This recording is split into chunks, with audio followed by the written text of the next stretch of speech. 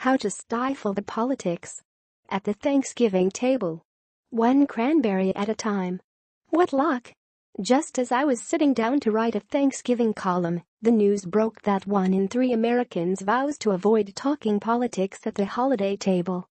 My plan had been a column warning of the cranberry, which, I figured, would make a fitting follow-up to previous columns on the tastelessness of turkey and the horribleness of the yam. When it comes to inedibility, after all, the cranberry is in a league of its own.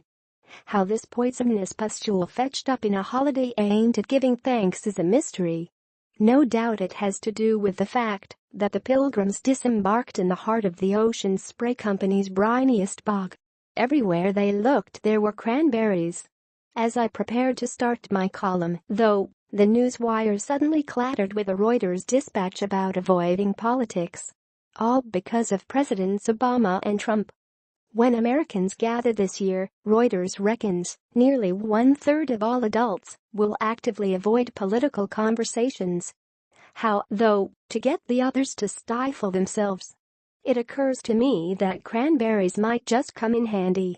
They are that sour, a fact that I discovered some Thanksgivings ago as I was preparing the turkey. The dog sat there staring, as he always does, mewing for a morsel. Without thinking, I suggested that one of the children to throw the hound a cranberry. Big mistake. For we hadn't yet injected the cranberries with sugar, which leaches out the sourness and makes a cranberry fit for human consumption. The poor pooch jumped at the untreated cranberry and started masticating.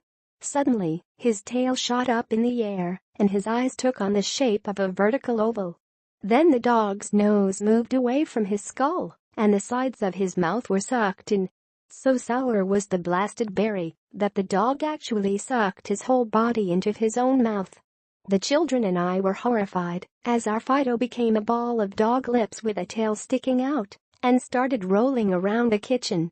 "Call a vet," one of the girls cried, leaping onto a table. Another raced to fetch their mother, who had proposed getting the dog in the first place. She dashed in and scooped the puckered-up pooch into the sink. "Quick, some water," she shouted. We turned on the water, but the ball of dog lips just kept bobbing around the sink until someone shouted, "Sugar! Sugar!" I raced into the pantry and hauled out a 100-pound bag of refined sugar. We normally stock half a ton, which is how much sugar one needs to make a pound of cranberries edible. Otherwise, feature Fido. In our house, we still have a vintage Acme gasoline-powered sugar compressor.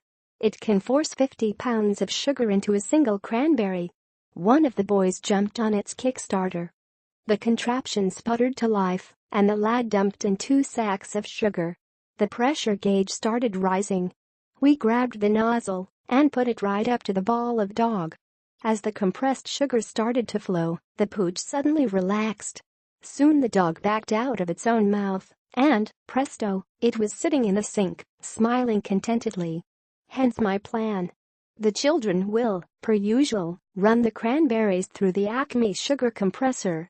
But I'm going to stash under the serving table a secret side dish of raw, unsugared cranberries. It'll just take one alt-right agitator to look up from his turkey and call me a communist for favoring immigration.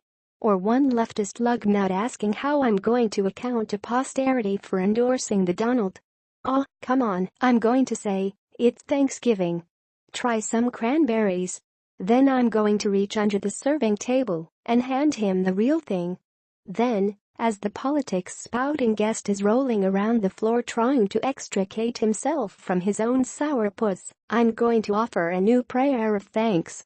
It will be to the Father of all mercies, who guided the Pilgrims hither, gave us this great bounty, favored our gallant soldiers, and, in addition to all that, created the cranberry.